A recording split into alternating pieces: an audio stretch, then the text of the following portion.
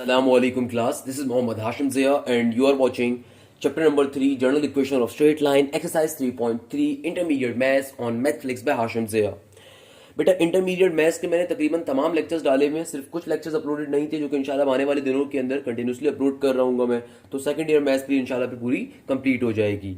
आज का हमारा टॉपिक क्या है? एक्सरसाइज 3.3 को हम स्टार्ट कर रहे हैं। एक्सरसाइज 3.3 बड़े मजे की एक्सरसाइज है, आप लोग 3.1 3.2 देख चुके होंगे। तो बेटा इस एक्सरसाइज के अंदर एक छोटा सा टॉपिक है, बड़े मजे का टॉपिक है। ये टॉपिक कहलाता है combined equation of straight lines passing through the origin. यानी कि कभी भी एक से ज्यादा लाइंस अगर एक साथ ओरिजिन से पास कर रही हो, इसका मतलब क्या है? मतलब ये कि यार अगर आपके पास एक से ज्यादा यानी कि दो लाइंस ओरिजिन से पास कर रही हूं तो ऐसी दो लाइंस की कंबाइंड इक्वेशन के ऊपर ये पूरा टॉपिक डिपेंड करता है। तो इस टॉपिक का नाम ही क्या है? कंबाइंड इक्वेशन ऑफ लाइन, यानी कि एक से ज्यादा लाइंस जो कि ओरिजिन से पास कर रही हूं उनकी इक्वेशन मैंने आपके सामने लिख दी है पहले ही। क्या इक्वेशन होती है? ए एक्स स्क्वायर प्लस का 2hxy प्लस का by स्क्वायर। अब यहां पे दो बातें मैं आपको बताना चाहूंगा। पहली बात, अगर आप गौर करें जो इक्वेशन मैंने लिखी है, इस इक्वेशन का नाम क्या है? ये कंबाइंड इक्वेशन ऑफ लाइन होती है। इसको पहचानने के दो तरीके होते हैं, उस पे बात पे जाऊंगा, मगर पहले एक बड़े मजे की बात आपको बताऊंगा जो कि मेरा अक्सर तरीकेकार है। चूंकि एप्टीट्यूड टीचर हूं अल्हम्दुलिल्लाह पूरे पाकिस्तान का फेमस, तो बताने का तरीका क्या है कि बच्चे को मैं साथ साथ एप्टीट्यूड की ट्रिक्स भी बताता हूं, क्योंकि ये चीज एमसीक्यूज में बहुत आती है। Always remember this thing, this concept कि कभी भी दुनिया की किसी भी इक्वेशन के अंदर अगर कांस्टेंट नहीं होगा ना, उसका मतलब ये कि वो चीज, वो इक्वेशन जिस भी चीज की है वो ओरिजिन से पास कर रहा है। चाहे वो सर्कल हो, चाहे वो पैराबोला हो, हाइपरबोला हो, इलिप्स हो, या फिर आपके पास कभी भी कोई लाइंस हो, अगर वो ओरिजिन से पास कर रही है तो उसकी इक्वेशन में कभी कांस्टेंट नहीं होता। Same goes for here. अगर आप यहां पे गौर से देखें जो आपके सामने इक्वेशन आ रही है, चूंकि ये ऐसी दो लाइंस की इक्वेशन है जो कि ओरिजिन से पास कर रही हैं और उस पॉइंट के ऊपर पास कर रही है जहां पे दोनों दूसरे से मिल भी रही थी और वो ओरिजिन का पॉइंट था, तो मेरा बेटा ऑलवेज रिमेंबर दिस थिंग कि इस इक्वेशन के अंदर क्या नहीं होता? कांस्टेंट नहीं होता। अच्छा, एक पहचान तो ये हो गई। दूसरी पहचान, चूंकि दोनों लाइंस की कंबाइंड इक्वेशन है तो गौर से जरा इस इक्वेशन को देखिए। इसके अंदर दो तरह के वेरिएबल्स हैं, एक्स स्क्वायर भी है, वाई स्क्वायर भी है, एक्स वाई भी है। यानी कि ये रिफ्लेक्ट कर रहा है कि कंबाइंड इक्वेशन ऑफ लाइन है। अगर सिंगल लीनियर इक्वेशन होती तो मेरा बेटा किसी भी लाइन की इक्वेशन कैसी होती है? उसमें सिर्फ एक्स स्क्वायर या सिंपल एक्स होता है। यहां पे दो तरह के वेरिएबल्स हैं, यानी कि दो लाइंस की कंबाइंड इक्वेशन है। तो ये एक और छोटा सा बड़ी खूबसूरत इसकी पहचान है, आपको मालूम होनी चाहिए। क्लियर है मेरा बेटा? तो हमारे पास सिंपल तरीके से combined equation of straight line आ गई जो कि ओरिजिन से पास कर रही है। अब यहां पे एक छोटा सा कॉन्सेप्ट है जो अक्सर एमसीक्यूज में आता है। मेरी पहचान ये है कि मेरी आदत ये है कि मैं अक्सर आपको साथ साथ छोटे छोटे कॉन्सेप्ट देता हूं जो आपको बाद में बड़ा हेल्प करेंगे। एक टॉपिक है नेचर ऑफ लाइंस का, यानी कि ये जो मेरे पास इक्वेशन है इसकी नेचर क्या होती है, या जो मेरे पास ये लाइंस होती हैं उन लाइंस की नेचर कैसे पता लगाएंगे। ऑलवेज रिमेंबर दिस थिंग, अगर कभी भी आपकी डी की वैल्यू 0 के बराबर होगी, इसका मतलब आपकी जो लाइंस हैं ये पैरेलल है और कंसिस्टेंट है। क्या है आपकी लाइंस? पैरेलल और कंसिस्टेंट। बड़ी गौर से मेरी बात सुनिएगा, अभी आपको बहुत सारी चीजें समझाऊंगा। अगर कभी भी डी की वैल्यू क्या हो? 0। डी होता क्या है, इसका फॉर्मूला क्या है, अभी बाद में समझेंगे। अभी के लिए खाली जहन में क्या रखना है?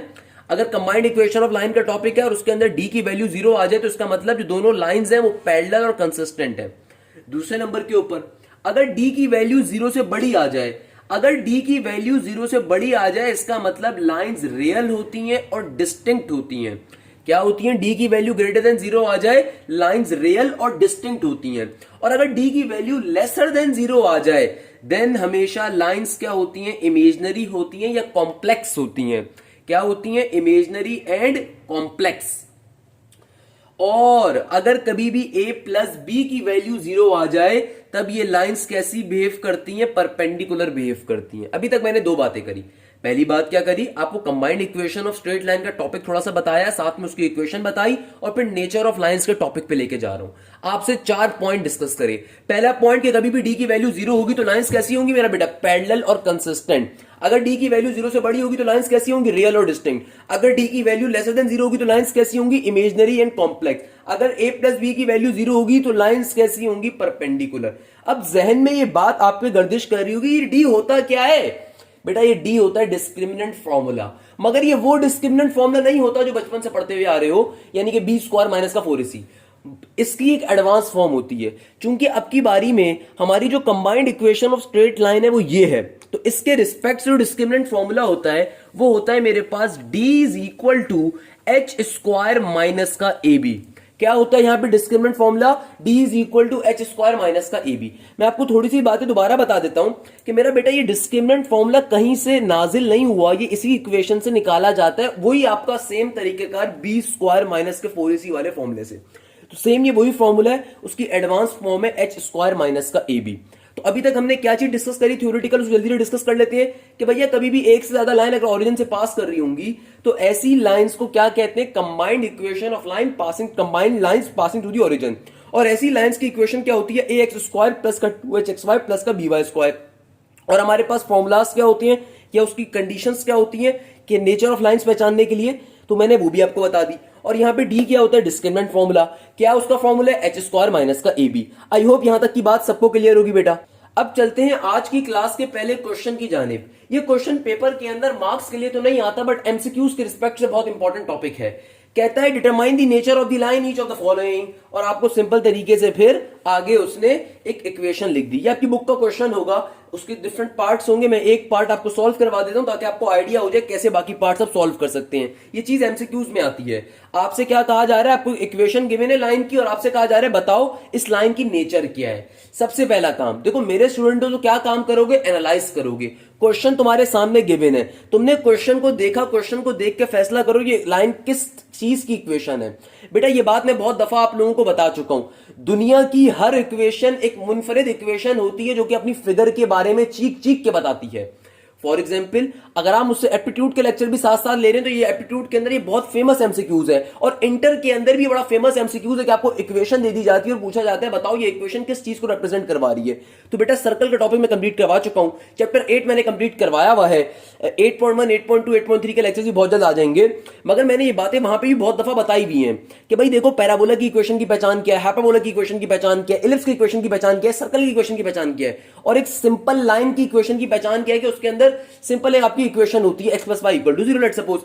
अच्छा अब यहां पे अगर आप इस इक्वेशन को देखो तो ये इक्वेशन गला फाड़ फाड़ के बता रही है कि भाई देखो यहां पे दो वेरिएबल्स आ रहे हैं स्क्वायर फॉर्म में, और जो बीच का है वो प्रोडक्ट वेरिएबल आ रहा है। यानी कि ये सिंपल लाइन की इक्वेशन नहीं है बल्कि दो लाइंस की कंबाइंड इक्वेशन है, और कांस्टेंट भी 0 है। तो इसका मतलब ये ऐसी इक्वेशन है दो लाइंस की जो कि ओरिजिन से पास कर रही हैं। तो ये इक्वेशन ने मुझे सब बताया, मुझे वरना पता नहीं चलता बेटा। क्लियर है मेरा बच्चा? अब देखो इस लाइन को, इस इक्वेशन को सॉल्व करना है ताकि ये इक्वेशन जिन लाइंस की उनकी नेचर पता चल सके। अब कैसे करेंगे अभी देख लेते हैं मेरा बेटा।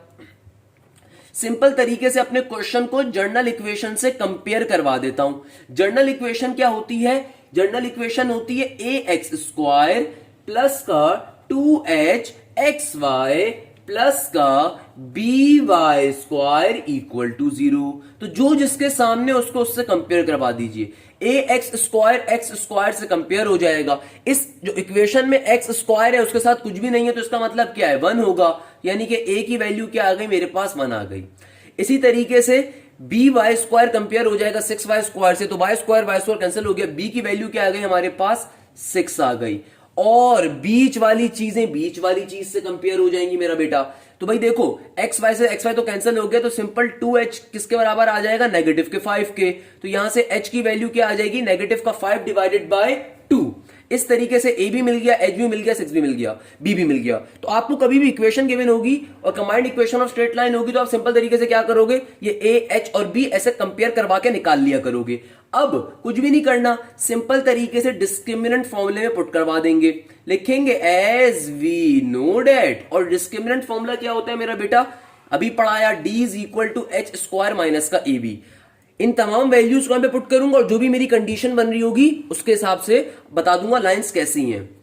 तो भैया h के अंदर h की वैल्यू माइनस का 5 डिवाइडेड बाय 2 का होल स्क्वायर, माइनस का a और b के अंदर b की वैल्यू। 5 का स्क्वायर क्या हो जाएगा? 25, 2 का स्क्वायर हो जाएगा 4, माइनस का 6 एज इट इज। तो 25 डिवाइडेड बाय 4 माइनस का 6 कर लीजिए, आपके पास कैलकुलेटर मौजूद होगा। सिंपल सी मैथ्स है वैसे तो। 4 6 24, तो एक बचेगा ऊपर और नीचे 1/4 हो जाएगा। सिंपल तरीके से क्या हो गया? d की वैल्यू क्या आ गई? 1/4। d की वैल्यू क्या आ गई? 1/4। ये 1/4 जो पॉजिटिव का आया, ये कैसा आपको d की वैल्यू दे रहा है? यानी कि 0 से बड़ी वैल्यू दे रहा है। डी ग्रेटर देन जीरो है। डी ग्रेटर देन जीरो का मतलब क्या है? Positive number. तो डी ग्रेटर देन जीरो का मतलब क्या है कि हमारी लाइंस कैसी हैं? आइए कंडीशन देख लेते हैं। कभी भी डी की वैल्यू अगर जीरो से बड़ी आएगी इसका मतलब लाइंस रियल और डिस्टिंक्ट होंगी। अगर लेट सपोज डी की वैल्यू जीरो से छोटी आ जाती है यानी कि नेगेटिव में आ जाती है, लाइंस इमेजिनरी या कॉम्प्लेक्स कहलाती। और इस वाले ऑप्शन का मतलब क्या है? A plus B equal to zero, यानी कि कभी भी आप अपने इक्वेशन को सॉल्व करते हो, कंपेयर करवाते हो, अगर आपके पास ए और बी की वैल्यू को ऐड करने पे आंसर जीरो आ जाता है तब लाइंस परपेंडिकुलर होती हैं। तो ये क्वेश्चन आपकी किताब का है, इसके 3-4 पार्ट्स और होंगे, आप जल्दी से वीडियो को स्टॉप करके उन पार्ट्स को सॉल्व कर लीजिए। इसी तरीके से हर क्वेश्चन के अंदर आप आंसर्स निकाल रहे होंगे। तो इस क्वेश्चन का आंसर क्या होगा? लाइंस कैसी है हमारी? रियल एंड डिस्टिंक्ट है। क्लियर है मेरा बेटा? यहां पे हमारा एक छोटा सा क्वेश्चन एंड हुआ और ये क्वेश्चन यूजुअली एमसीक्यू साइड पे आता है। क्लियर है मेरा बच्चा? अगला क्वेश्चन जो बेटा मैं आपके सामने लेकर आया हूं, ये most most most important question है। ये क्वेश्चन पेपर में बेतहाशा आता है लॉन्ग के अंदर। कहां पे आता है मेरा बेटा? डिटेल के अंदर। बड़ा मजे का क्वेश्चन है, पहले क्वेश्चन पढ़ लीजिए क्या कह रहा है। कहते हैं the gradient of one of the lines of ax square plus का 2hxy plus का by square equal to 0 is twice that of the other. Show that 8h square is equal to 9ab. क्या कहा? Question कहता है gradient. सबसे पहले तो ध्यान में लफ्ज आता है ग्रेडियंट क्या होता है। बट अगर आपने मुझसे चैप्टर नंबर 2 पढ़ा हुआ है बेटा, सारे लेक्चर यूट्यूब पर डाले हुए हैं, मैंने बताया था ग्रेडियंट कहते हैं स्लोप को। सिंपल तरीके से आपसे क्वेश्चन क्या कह रहा है कि स्लोप आपकी जो एक लाइन का है वो दुगना है दूसरी का। तो आपको इस चीज को, इस स्टेटमेंट को प्रूव करना है। अब बहुत से टीचर्स इस क्वेश्चन को डिफरेंट तरीके से करवाते हैं। मैं आपको एक क्वेश्चन डिटेल के रिस्पेक्ट से करवाऊंगा प्रॉपर तरीके से, मगर कुछ टीचर्स डायरेक्टली एक काम करवाते हैं, तो जहां से डायरेक्टली करवाएंगे मैं वो चीज भी बता दूंगा कि अगर शॉर्ट में आ जाए तो आपने शॉर्ट में कैसे करना है। बट यूजुअली ये क्वेश्चन डिटेल में आता है तो आपको पूरा काम ही करना होगा मेरा बेटा, क्योंकि ऑब्वियसली डिटेल में नंबर्स नॉर्मल शॉर्ट मेथड करने पे नहीं मिलेंगे। क्लियर है मेरा बच्चा? आसान सा क्वेश्चन है। सबसे पहले जिस चीज को हमने प्रूव करना है उसको लिख देते हैं। हमें क्या प्रूव करना है भैया? We have to prove 8h square equal to 9ab। हमें इस बात को प्रूव करना है। अब देखिए क्वेश्चन क्या कह रहा है। क्वेश्चन कहता है कि तुम्हारे पास जो ये इक्वेशन गिवन है, कंबाइंड इक्वेशन ऑफ लाइन, इसकी एक लाइन का स्लोप दूसरी लाइन के स्लोप के बराबर है। अब क्वेश्चन में कहीं उसने स्लोप नहीं दिया हो तो पहले हम निकालेंगे। बहुत से टीचर्स बच्चों को डायरेक्टली स्लोप की वैल्यू रटवा के बैठे हुए होते हैं, बट मैं आपको डायरेक्टली निकालना भी सिखाऊंगा, क्योंकि बेटा निकालना जरूरी है पेपर के अंदर। क्लियर है मेरा बच्चा? तो आपको क्वेश्चन में जो इक्वेशन गिवन है, हमें कंबाइंड इक्वेशन ऑफ लाइन, उसको लिख देते हैं। एज वी नो डेट क्या है कंबाइंड इक्वेशन ऑफ लाइन हमारी? ये आ रही है ए एक्स स्क्वायर प्लस का 2hxy प्लस का by स्क्वायर इक्वल टू 0। बिल्कुल बच्चों वाला काम है, परेशान नहीं होना आपने। सबसे पहले देखिए मुझे यहाँ पे साफ दिख रहा है कि यहाँ पे एक से ज्यादा वेरिएबल आ रहे हैं, तो एक से ज्यादा वेरिएबल को खत्म करने के लिए मैं क्या करता हूं, पूरी इक्वेशन को y स्क्वायर से डिवाइड करवा देते हैं। Dividing by y square. उसके पीछे रीजन ये कि स्लोप निकालने के लिए मुझे इसे जनरल इक्वेशन में कन्वर्ट करना है, नॉर्मल इक्वेशन के अंदर। तो मैं एक से ज्यादा वेरिएबल हटाना चाहता हूं, तो पूरी इक्वेशन को मैंने y स्क्वायर से डिवाइड करवा दिया। क्या बन जाएगा? ये A X square divided by Y square, इसके नीचे भी एक वाई स्क्वायर आएगा, 2hxy divided by Y square. इसी तरीके से by square divided by Y square equal to 0 भी होगा। तो यहां पे मेरा बेटा क्या होगा? कैंसिलेशन कर देते हैं थोड़ी सी। इस y से एक ये y का स्क्वायर कैंसिल हो जाएगा, ये वाई स्क्वायर कैंसिल आउट कर देगा। तो अगर मैं इसको थोड़ा सा तरीके से लिख दूं, दोनों के ऊपर स्क्वायर आ रहा है ना, स्क्वायर एक ही बार बाहर शिफ्ट कर देता हूं मेरा बेटा, तो ये ऐसे हो जाएगा। देन यहां पे क्या हो जाएगा? 2hx डिवाइडेड बाय y, यहां पे भी y x के नीचे लिख देता हूं, और यहां पे तो कुछ बचा ही नहीं, सिंपल b बचा इक्वल टू के बाद 0। इस तरीके से हमने थोड़ा सिंप्लीफाई कर दिया इसको। अब यहां पे मैं, चूंकि मुझे अभी ये जो इक्वेशन मिली है ऑल्दो सिंप्लीफाइड फॉर्म में मिली है, बट अभी भी थोड़ी मुश्किल है, तो यहां पे ये जो हमने xy आ रहा है, इसको थोड़ा सा हम किसी वेरिएबल के बराबर सपोज कर लेते हैं, ताकि आगे का जो काम करना है उसमें आसानी हो जाए। मैं आपसे कहते हैं अगर आप किसी चीज को समझते हो कि आप बाद में उसको यूटिलाइज करोगे और वो फिलहाल आपके सोल्यूशन में मुश्किल क्रिएट करेगा, तो आप उसको सपोजिशन के ऊपर हम कर देते हैं। तो यहां पे xy को मैं t के बराबर सपोज कर लेता हूं। Let t is equal to x divided by y। इसको बाद में फिर हम यूज कर लेंगे। तो मेरी ओरिजिनल इक्वेशन क्या बन गई? ये बन जाएगी at स्क्वायर प्लस का 2ht प्लस का b इक्वल टू 0। अभी तक हमने कोई मुश्किल काम नहीं करा, सिंपल जो equation combined equation of line है उसको y स्क्वायर से डिवाइड करवाया, सिंप्लीफाई किया, जो xy आ रहा था उसको हम लोगों ने एक वेरिएबल t पे सपोज कर लिया। अब ये फाइनली मेरे लिए जो है ना बड़ी आसानी बन गई। तो यहां से मैं a b और c की वैल्यू निकाल लेता हूं। सिंपल जनरल इक्वेशन बन गई, क्वाड्रेटिक इक्वेशन बन गई। तो यहां से क्या कर लूंगा? a की वैल्यू निकाल लूंगा। a यहां पे a के बराबर है, यहां पे b जो आ रहा है वो किसके बराबर है? 2h के बराबर है, और c किसके बराबर है, b के बराबर है। तो इन तमाम वैल्यूज को उठा के हम क्वाड्रेटिक इक्वेशन में पुट करेंगे, क्वाड्रेटिक फॉर्मूले के ऊपर। क्वाड्रेटिक फॉर्मूला आपको वैसे आता है नहीं आता मेरा बेटा, मेरे शागिर्द तो बिल्कुल आता होगा इंशाल्लाह। क्वाड्रेटिक फॉर्मूला बहुत ही आसान सा होता है। क्या फॉर्मूला होता है, बचपन में सीखा होगा, बहुत से बच्चे गलती करेंगे, यहाँ पे x लिख देंगे। मेरा बेटा जो वेरिएबल होता है इक्वेशन में हमेशा वही लिखा जाता है। तो यहाँ पे वेरिएबल क्या है, t है, तो यहाँ पे क्या आएगा, t आएगा। जो वेरिएबल होता है इक्वेशन में उसी के ऊपर क्वाड्रेटिक फॉर्मूला ओपन करते हैं ना, तो क्या बन जाएगा, t is equal to minus का B square plus minus root के अंदर सॉरी माइनस का बी होता है, सॉरी माइनस का B plus minus B square minus का 4ac डिवाइडेड बाय 2a। और अब तमाम वैल्यूज को उठा के a की वैल्यू को, b की वैल्यू को, c की वैल्यू को उठा के क्वाड्रेटिक फॉर्मूले में पुट करवा देंगे। क्या होता है क्वाड्रेटिक फॉर्मूला, माइनस का b प्लस माइनस रूट के अंदर बी स्क्वायर माइनस का 4ac divided by 2a। Clear है मेरा बच्चा, सिंपल सी बात है। तो बेटा तमाम वैल्यूज को उठा के क्वाड्रेटिक फॉर्मूले में पुट करवा देंगे। हमने b को क्या, हमने हमारे पास b की वैल्यू क्या आ रही है, b की वैल्यू है 2h। b की वैल्यू क्या है मेरा बेटा 2h, a की वैल्यू a है, c की वैल्यू b है। तमाम वैल्यूज को पुट करवा देते हैं। b की वैल्यू क्या आ रही है 2h, यहां पे 2h आ जाएगा मेरा बेटा।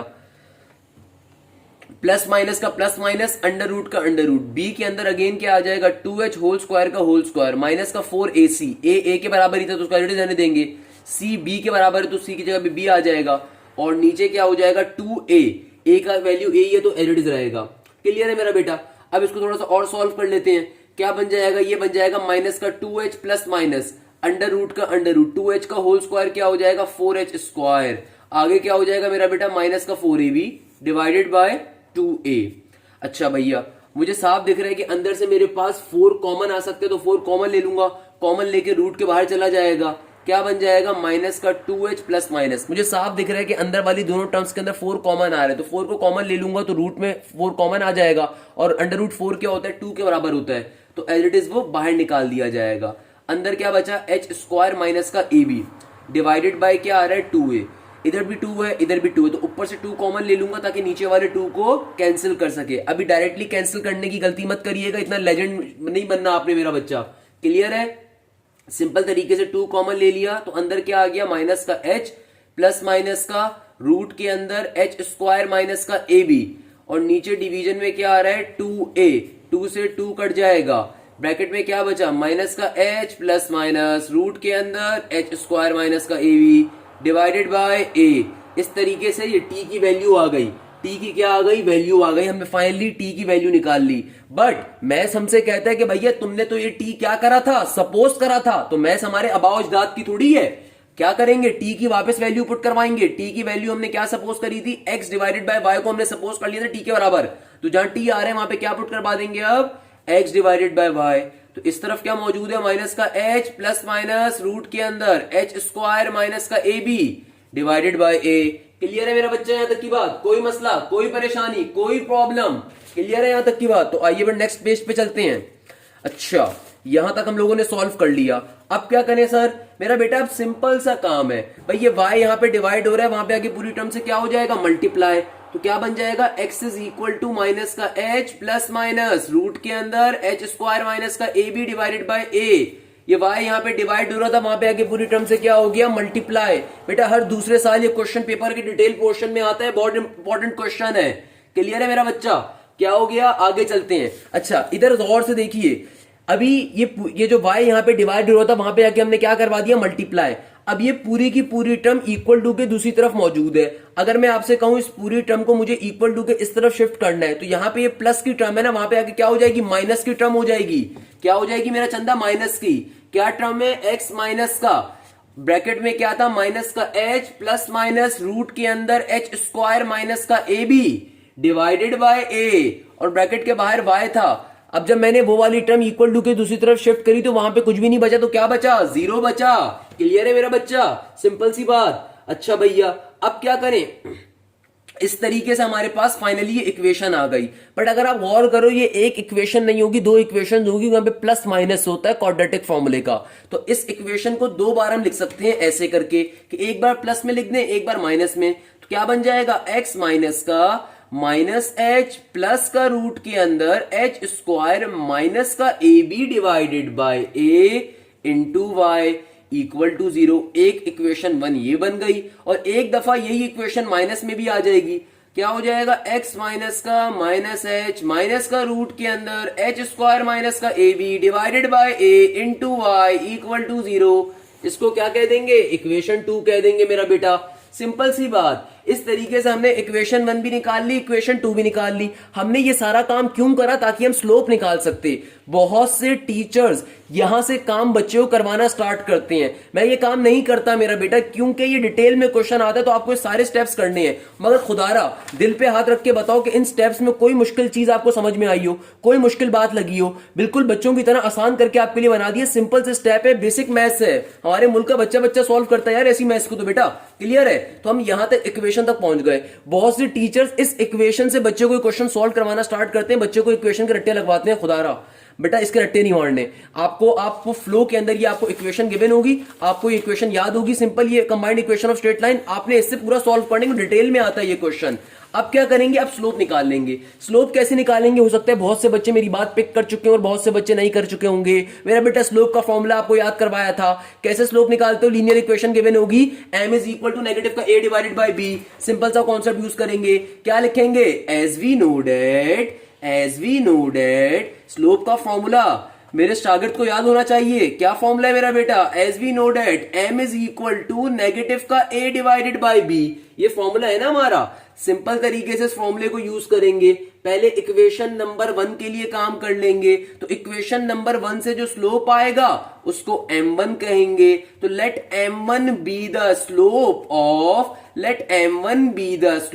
Of equation number 1। मेरा बेटा किसका स्लोप है, इक्वेशन 1 का। तो भैया सिंपल तरीके से क्या हो जाएगा, m1 is equal to negative का साइन स्लोप के फॉर्मूला का। अब देखो a की वैल्यू क्या है, a क्या होता है, x वाली टर्म का कोफिशिएंट। ये सारी बेसिक बातें बताई हुई हैं, लेक्चर्स मेरे बहुत तरीके से हैं बेटा, किसी टीचर को पैसे देने की जरूरत नहीं है। क्या होता है, x का कोफिशिएंट। यहां पे x के साथ कुछ भी नहीं है तो क्या होगा, 1 होगा मेरा बच्चा। और फिर b क्या होता है, y वाली टर्म का कोफिशिएंट। तो पूरा का पूरा ये आ जाएगा। अच्छा, ये y वाली टर्म का यहाँ पे कोफिशिएंट क्या है, ये माइनस के साइन के ऊपर है, तो माइनस के साइन के साथ ही लिखा जाएगा। क्या बन जाएगा, minus minus h plus root के अंदर h स्क्वायर माइनस का a b divided by a। तो इस माइनस से माइनस तो क्या हो गया, कैंसिल हो गया। और मैथ्स का बेसिक कॉन्सेप्ट, एक से ज्यादा चीजें डिवाइड हो रही हो, सबसे नीचे वाली चीज सबसे ऊपर जाके मल्टीप्लाई हो जाती है। तो फाइनली m1 स्लोप की वैल्यू क्या आ जाएगी, a डिवाइडेड बाय नेगेटिव का h प्लस का सिंबल रूट के अंदर h स्क्वायर माइनस का ए बी। तो ये आपके पास फाइनली m1 स्लोप की वैल्यू आ गई। इसी तरीके से अब m2 स्लोप की वैल्यू भी निकालेंगे मेरा बेटा। कैसे निकालेंगे, लिखेंगे इस बात को यहां पे, भाई डिटेल का क्वेश्चन है, मजाक थोड़ी है। Let m2 be the slope of equation 2। सही है मेरा बच्चा। अगेन इसके लिए क्या होगा, वही फॉर्मूला रहेगा, m2 is equal to negative का a डिवाइडेड बाय b। मगर अब की बारी में a क्या होगा हमारा, a हमारा सेम रहेगा 1 का 1।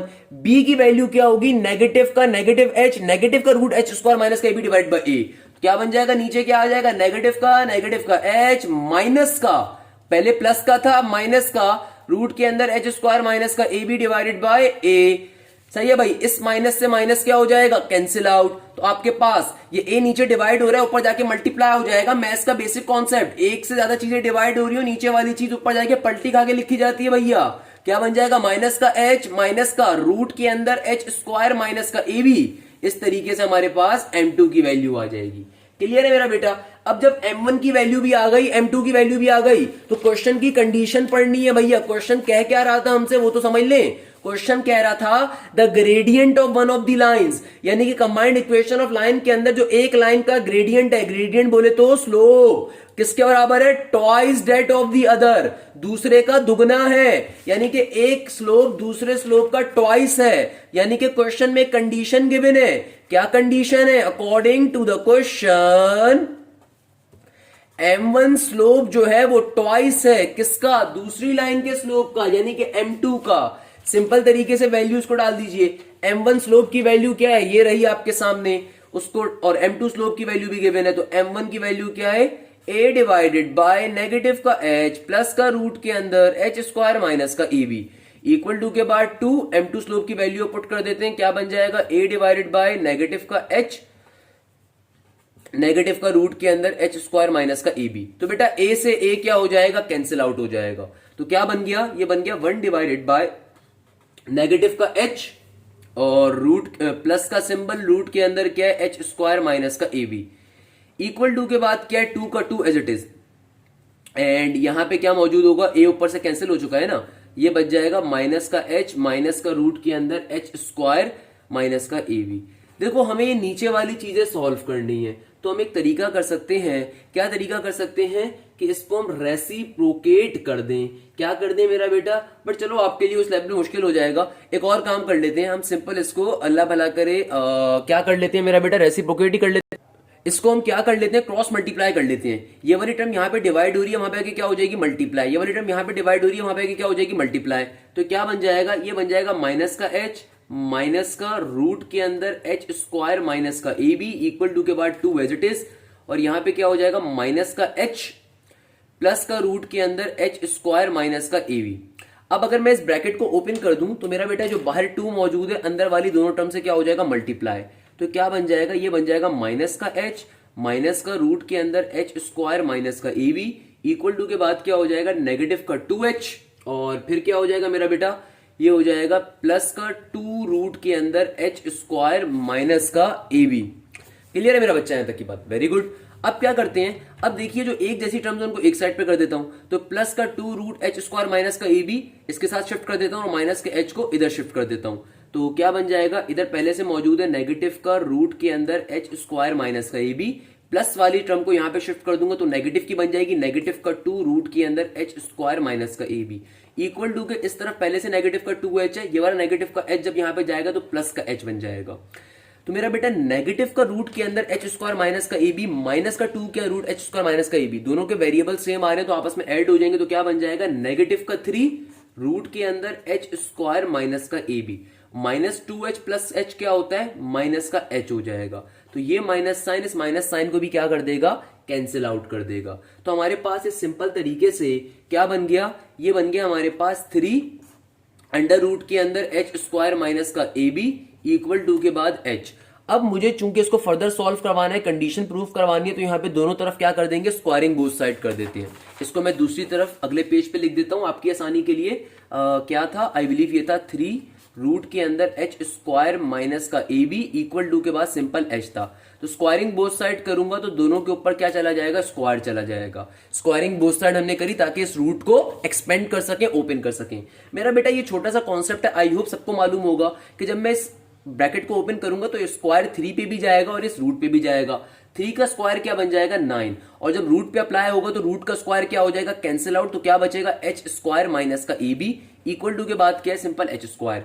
बाहर ब्रैकेट के बाहर 9 मौजूद है तो अंदर वाली तमाम टर्म से मल्टीप्लाई हो जाएगा। ये बन जाएगा 9h स्क्वायर माइनस का 9ab इक्वल टू के बाद सिंपल एच स्क्वायर। एक जैसी टर्म्स को एक साइड पे कर दीजिए तो मेरे पास एच स्क्वायर को यहां शिफ्ट कर देता हूं, 9ab को यहां शिफ्ट कर देता हूं। तो क्या बन जाएगा 9h स्क्वायर माइनस का एच स्क्वायर। नेगेटिव का 9ab जब वहां पे जाएगा तो क्या बन जाएगा पॉजिटिव का 9ab।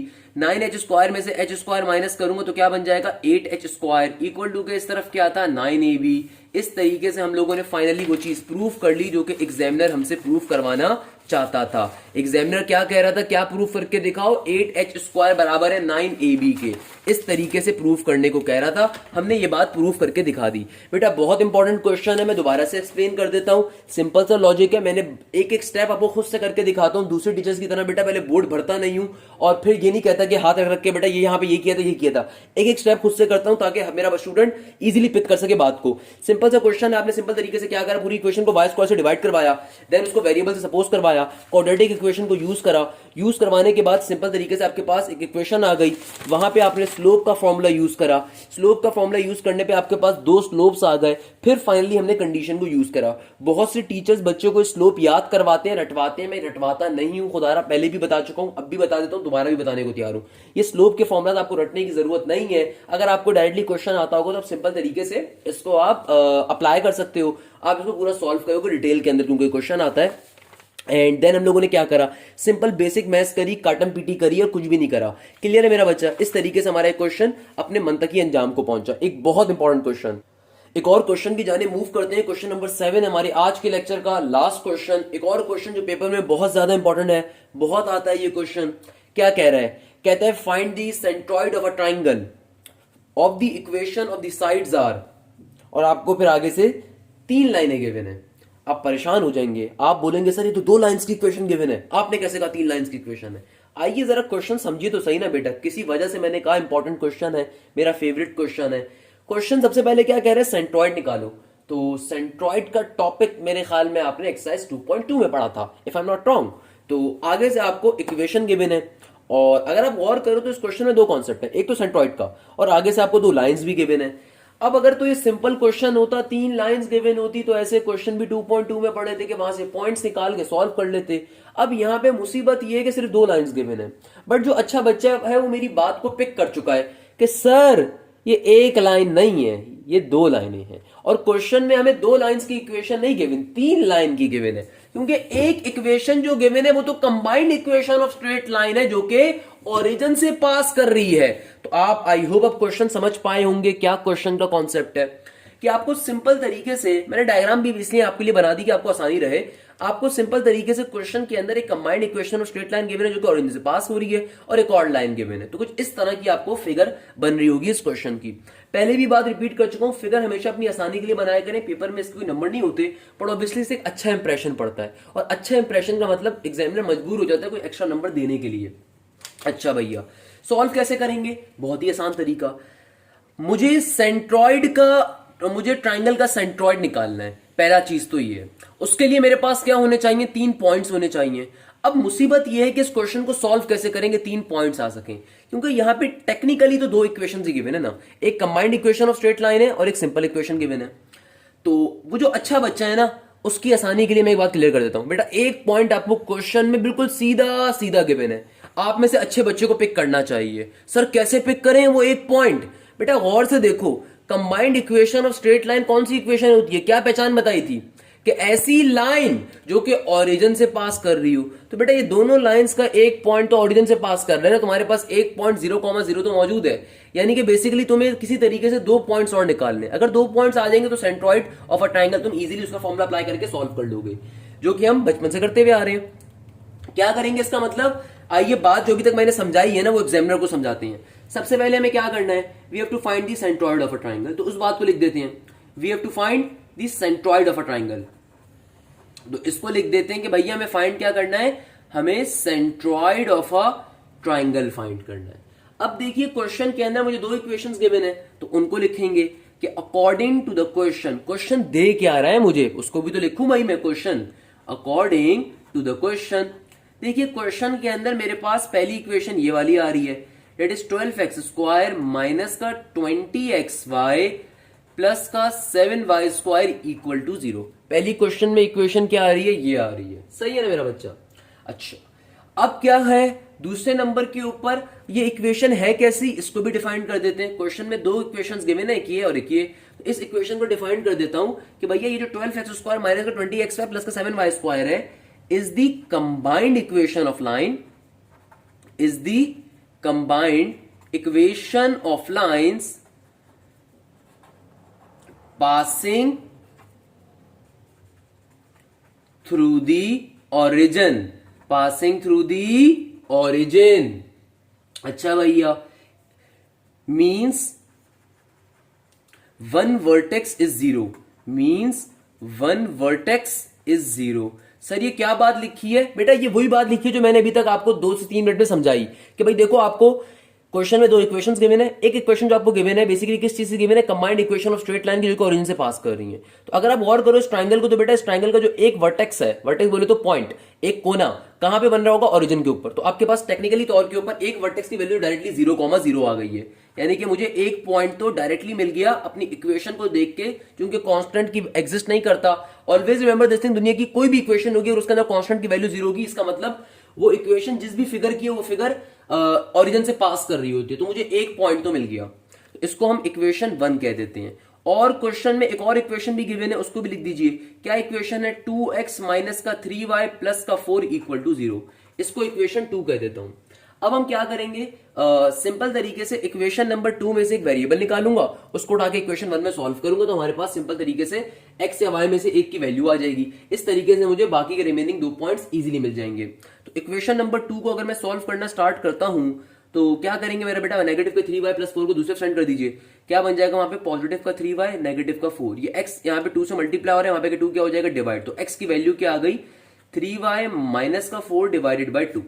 इस x की वैल्यू को सिंपल तरीके से इक्वेशन नंबर 1 में प्लॉट करवा देते हैं। इस x की वैल्यू को सिंपल तरीके से इक्वेशन नंबर 1 में क्या करेंगे मेरा बेटा, पुट करवा देंगे। तो आइए देखते हैं क्या बन जाएगा। Putting value of x in equation number 1, putting value of x in equation number 1।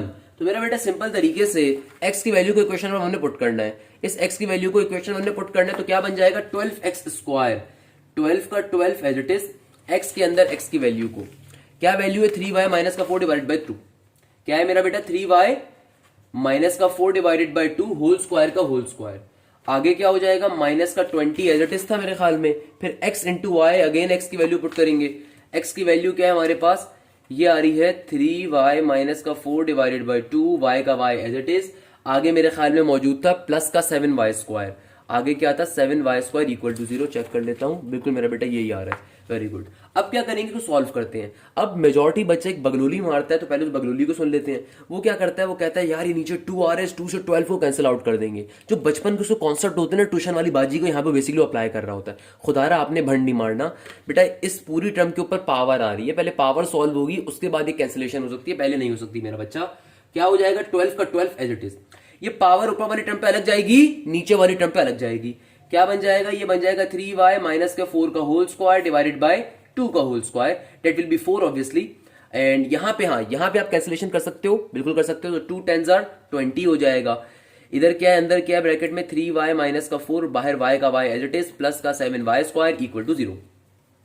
अब देखिए 2 का स्क्वायर क्या होता है, 4, तो डायरेक्टली सॉल्व कर लेते हैं। 4 3s are 12 हो जाएगा। तो ये क्या बन गया मेरा बेटा, ये बन गया सिंपल तरीके से बाहर 3 का 3, और ब्रैकेट के अंदर देखिए क्या है, 3y माइनस के 4 का होल स्क्वायर, तो a माइनस बी के होल स्क्वायर का फॉर्मूला क्या बन जाएगा मेरा बेटा, ये बन जाएगा 9y स्क्वायर माइनस का 2ab। तो 2 क्या है फॉर्मूले का, a 3 है, 3y है, b नेगेटिव 4 है। तो क्या हो जाएगा, ये हो जाएगा सिंपल तरीके से 3 2s are 6 एंड 6 इंटू 4 आपके पास सिंपल तरीके से 24। क्या हो जाएगा 24y एंड प्लस का b square it will be 4 का square it will be 16 obviously. Minus का आगे क्या है 10, ब्रैकेट को ओपन करवाएंगे। जब ये ब्रैकेट ओपन होगा ये वाला, तो बेटा ब्रैकेट के बाहर y भी है और नेगेटिव का 10 भी है, तो नेगेटिव का 10y दोनों टर्म से मल्टीप्लाई हो जाएगा। क्या बन जाएगा, 3 10s are 30y हो जाएगा। और फिर नेगेटिव नेगेटिव क्या हो जाएगा, प्लस का 4 10s are y स्क्वायर होगा ना, बाहर y भी था, 4 10s are 40y, 4 10s are 40y, और बाहर प्लस का 7y स्क्वायर आगे equal to 0 as it is. Simple तरीके से ब्रैकेट को ओपन करा है, ब्रैकेट के बाहर चूंकि y भी मौजूद है, नेगेटिव का 10 भी, तो दोनों टर्म्स मल्टीप्लाई होंगे अंदर वाली तमाम टर्म से। तो नेगेटिव का 10y जब 3 से मल्टीप्लाई होगा तो क्या बन जाएगा, नेगेटिव का 30y स्क्वायर, एंड जब नेगेटिव का 10y 4 नेगेटिव का 4 से मल्टीप्लाई होगा तो क्या बन जाएगा, प्लस का 40y। अब आगे चलते हैं मेरा बच्चा, सिंपल तरीके से क्या हो जाएगा, इसको थोड़ा सा, अब मैं इसको अगर ओपन करवा लूं तो बाहर वाला 3 अंदर वाली तमाम टर्म से मल्टीप्लाई हो जाएगा। तो what it will become, 3 9s are obviously you will say 27 होता है, 3 9s are तो 27y square, 3 24s are, calculator मौजूद है, सॉल्व कर लीजिए। 3 4s are 12 एंड 2 का एक कैरी वहां पे, 3 2s are 6 और 1 72 ऑब्वियसली 72y, और 3 16s are 6 3s are 18 का 8 और एक कैरी, 3 1 3 1 4 48 ऑब्वियसली मेरा बच्चा। और आगे क्या आ रहा है, माइनस का 30y स्क्वायर प्लस का 40y प्लस का 7y स्क्वायर इक्वल टू 0। सबको सॉल्व करवा लीजिए। ये y स्क्वायर वाली टर्म आ रही है, ये y स्क्वायर वाली y स्क्वायर वाली टर्म, तो भाई देखो कैसे सॉल्व हो जाएगा। ये सिंपल तरीके से हो जाएगा, 27 में से जब 30 माइनस करूंगा तो मेरे ख्याल में नेगेटिव का 4 बचा, नहीं नेगेटिव का 3 बचा ना, सॉरी, नेगेटिव का 3 प्लस का 7, तो 4 बच जाएगा मेरे पास। क्या बचेगा, पॉजिटिव का 4y स्क्वायर, नेगेटिव का 72y, और कोई और y वाली टर्म ये रही, प्लस का 40y, 72 and 40 obviously it will become negative का 32, जाहिर सी बात है 32 बचेगा, 32y, और आगे 48 एज इट इज का एज इट इज आ जाएगा। मेरे पास फाइनली सिंप्लीफाई हो गई, इक्वेशन आ गई। तो भाई इसको डायरेक्टली सॉल्व मत करें, सिंप्लीफाई कर लें थोड़ा सा, और पूरी इक्वेशन में से कोई चीज कॉमन आ रही है, मुझे साफ दिख रहा है आ रही है। क्या कॉमन आ रहा है मेरा बेटा, 4 कॉमन आ जाएगा। ब्रैकेट में क्या बचेगा, y स्क्वायर माइनस का 8y प्लस का 12 इक्वल टू 0। तो ये 4 यहाँ पे मल्टीप्लाई हो रहा है, वहां पे 0 से डिवाइड होकर खत्म हो जाएगा। तो मेरे पास फाइनली जो इक्वेशन आ जाएगी वो आ जाएगी वाई स्क्वायर माइनस का 8y प्लस का 12 इक्वल टू 0। अब फाइनली इसका मिडिल टर्म ब्रेक करके आप y की वैल्यूज फाइंड कर सकते हैं। तो मिडिल टर्म ब्रेक कैसे करते हैं, बहुत ही बच्चों वाला कॉन्सेप्ट है। फर्स्ट टर्म को लास्ट टर्म से मल्टीप्लाई करिए, एक आंसर आएगा, उस आंसर को दो फैक्टर्स में ब्रेक करिए। ऐसे नंबर्स के अंदर जो ऐड या सब्ट्रैक्ट करने में बीच की वैल्यू बनाएंगे, मल्टीप्लाई करने में वापस वो आंसर बनाएंगे। मिडिल टर्म ब्रेकिंग मेथड बहुत ही बच्चों वाला मेथड है, डायरेक्टली सॉल्व कर सकते हैं मेरा बेटा आप लोग। क्या हो जाएगा, कौन कौन से फैक्टर्स होंगे, वाई स्क्वायर माइनस का 6y माइनस का 2y प्लस का 12 इक्वल टू 0। पहली दो टर्म्स में से क्या चीज कॉमन आ रही है, y कॉमन आ जाएगा, ब्रैकेट में क्या बचेगा, y माइनस का 6। लास्ट टू टर्म्स में से क्या चीज कॉमन आ रही है, माइनस का 2 कॉमन आ जाएगा, ब्रैकेट में क्या बचेगा, y माइनस का 6। तो मेरा बेटा सिंपल तरीके से हमारे पास एक फैक्टर आ जाएगा y माइनस का 2 और दूसरा फैक्टर आ जाएगा y माइनस का 6 इक्वल टू 0। इस तरीके से हमारे फाइनली ये दो फैक्टर्स आ जाएंगे। तो y की एक वैल्यू क्या आ जाएगी 2 और y की दूसरी वैल्यू क्या आ जाएगी मेरा बेटा पॉजिटिव का 6। तो इस तरीके से हमारी दो y की वैल्यूज आ गई। अब जो y की वैल्यूज आई है, इन y की वैल्यूज को इधर इक्वेशन 1 इधर इक्वेशन 2 किसी में भी पुट करवा के आप x का आंसर निकाल सकते हैं। मगर बेवकूफी करोगे अगर इक्वेशन 1 में डालोगे, इक्वेशन 1 मुश्किल है। मैं हमेशा एक बात कहता हूं बेटा, जिंदगी को आसान बनाना है मुश्किल बनाना आपके अपने अख्तियार में। इक्वेशन 1 में अगर डालोगे ना तो आपके लिए अजाब बन जाएगा, मुश्किल हो जाएगा। इसलिए सिंपल तरीके से इक्वेशन 2 में डाल दीजिए, आसान इक्वेशन है। तो क्या हो जाएगा मेरा बेटा, लिख देते हैं यहाँ पे, putting y is equal to 2 in equation 2। तो क्या है भैया मेरे पास इक्वेशन नंबर 2, सिंपल सी इक्वेशन है। इक्वेशन 2 को सिंप्लीफाई भी करके हमने लिखा हुआ था, इस इक्वेशन अल्फा का नाम दे दीजिए। तो इक्वेशन अल्फा में डाल देते हैं हम लोग। ये जो इक्वेशन नंबर 2 को थोड़ा सिंप्लीफाई किया था ना, क्या है, x is equal to 3y minus का 4 डिवाइड बाई 2। तो x is equal to 3y minus का 4 डिवाइडेड बाई 2। तो y की वैल्यू यहाँ पे डाल दीजिए, क्या बन जाएगा मेरा बेटा, ये बन जाएगा 3 2 6 माइनस का 4 डिवाइडेड बाई 2। 6 में से 4 गया, आपके पास क्या बचा 2, 2 में से 2 डिवाइड करवाओगे तो ऑब्वियसली क्या आ जाएगा, 1 आ जाएगा। तो x की एक वैल्यू क्या आ गई हमारे पास, 1 आ गई। अब y की दूसरी वैल्यू पुट करवा दीजिए। क्या करूंगा, लिख देंगे putting y is equal to 6 किसके अंदर, इक्वेशन नंबर अल्फा के अंदर मेरा बेटा, किसके अंदर, इक्वेशन अल्फा के अंदर। सिंपल तरीके से क्या हो जाएगा, ये हो जाएगा x is equal to again 3y minus का 4 डिवाइडेड बाई 2।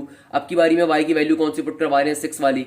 क्या बन जाएगा, 6 3 18, 18 में से 4 निकालिए, 18 में से 4 तो हमारे पास डिवाइडेड बाई 2, तो I become it will become 14, 14 divided by 2 तो ऑब्वियसली इट विल बिकम 7। तो x की दूसरी वैल्यू क्या आ जाएगी, 7।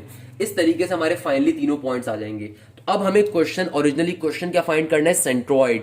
डिटेल में क्वेश्चन बहुत ज्यादा आता है बट शॉर्ट में भी आ चुका है, तो इसलिए आपको पूरा क्वेश्चन आना चाहिए तरीके के साथ, बहुत इंपॉर्टेंट क्वेश्चन है। तो अब हम फाइनली पॉइंट्स लिख देते हैं। भैया इस क्वेश्चन में पहला पॉइंट तो क्या था, चूंकि मेरा combined equation of straight line है तो ओरिजिन का एक पॉइंट है। तो एक पॉइंट तो मेरे पास क्या है, 0,0 वाला मेरा बेटा। दूसरा पॉइंट क्या है, जब मैंने y की वैल्यू 2 डाली तो x की वैल्यू क्या मिली थी, 1। तो एक और पॉइंट क्या है मेरे पास, x जब 1 है तो y क्या है, 2 है। और तीसरा पॉइंट क्या है हमारे पास, तीसरा पॉइंट x की वैल्यू 7, y की वैल्यू 6 पे मिला था, तो 7,6 हो जाएगा। पहले पॉइंट को हमेशा क्या कहते हैं, x1 y1। दूसरे पॉइंट को क्या कहते हैं, x2 y2। तीसरे पॉइंट को क्या कहते हैं, x3 y3। इस तरीके से हमने तीनों पॉइंट्स रख लिए। अच्छा, अब सिंपल तरीके से सेंट्रॉइड का फॉर्मूला, भाई बताओ सेंट्रॉइड का फॉर्मूला याद है या भूल गए, मेरे स्टूडेंट्स को याद होना चाहिए। चैप्टर नंबर 2 बहुत पहले अपलोड कर दिया था, अब तक देख लिया होगा सब लोगों ने। तो सेंट्रॉइड का फॉर्मूला क्या होता है मेरा बेटा, x, y is equal to, simple सा फॉर्मूला यार, x1 प्लस x2 प्लस का x3 divided by 3 comma y1 plus y2 plus का y3 डिवाइडेड बाई 3। तमाम वैल्यूज को पुट करवा दीजिए। x1 की वैल्यू 0 थी, x2 की वैल्यू 1 है, x3 की वैल्यू 7 है। तो क्या बन गया मेरे पास, 0 प्लस का 1 प्लस का 7 डिवाइडेड बाई 3। और y1 y2 y3 की वैल्यू 0 2 और 6, क्या क्या वैल्यू आ रही है, 0 प्लस का 2 प्लस का 6 डिवाइडेड बाई 3। 1 प्लस 7 क्या हो जाएगा, 8। तो एक वैल्यू क्या आ गई, x की वैल्यू हो गई 8/3। 6 प्लस 2 भी क्या बनेगा, 8/3। तो फाइनली मेरे पास जो सेंट्रॉइड का आंसर आ रहा होगा वो क्या आ रहा होगा, x, y is equal to 8 divided by 3, 8 divided by 3।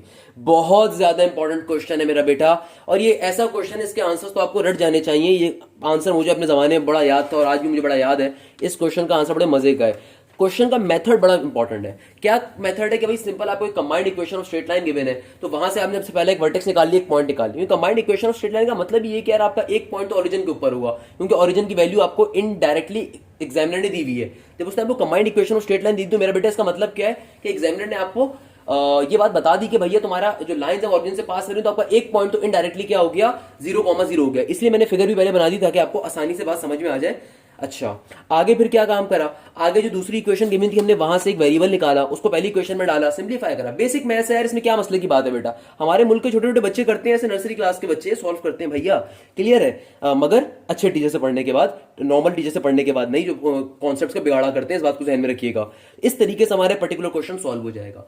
बहुत से टीचर्स बेटा एक्सरसाइज को सॉल्व नहीं करवाती क्योंकि उनको लगता है मुश्किल एक्सरसाइज है, बच्चा नहीं कर पाएगा। बट बेटा अल्हम्दुलिल्लाह मैं एक्सरसाइज हमेशा करवाता हूँ। लास्ट ईयर इसलिए नहीं करवाई थी क्योंकि रिड्यूस थी, बट मैंने सोचा हुआ था जब भी करवाऊंगा तो अपने चैनल पर जरूर अपलोड करूंगा, तो मैंने आप लोगों की आसानी के लिए अपलोड कर दी। अपने दोस्तों से पूछिएगा ना, मुश्किल लगती होगी, ना सिर्फ ये बल्कि डेरिवेटिव इंटीग्रेशन मुश्किल लगता होगा, बट सब मैंने अपलोड किया हुआ है, सबके लिए अपलोड किया हुआ है। इसीलिए अपलोड किया हुआ है ताकि आप बेटा आप आराम से देखो, देख के आप अपने कोचिंग के दोस्तों को बताओ अगर तुम्हें एक चीज मुश्किल लगती है वो चीज मुश्किल नहीं है, तुम्हारा टीचर मुश्किल बना रहा है, इसलिए आपकी आसानी के लिए उस चीज को भी आसान करके बना दिया इंशाल्लाह।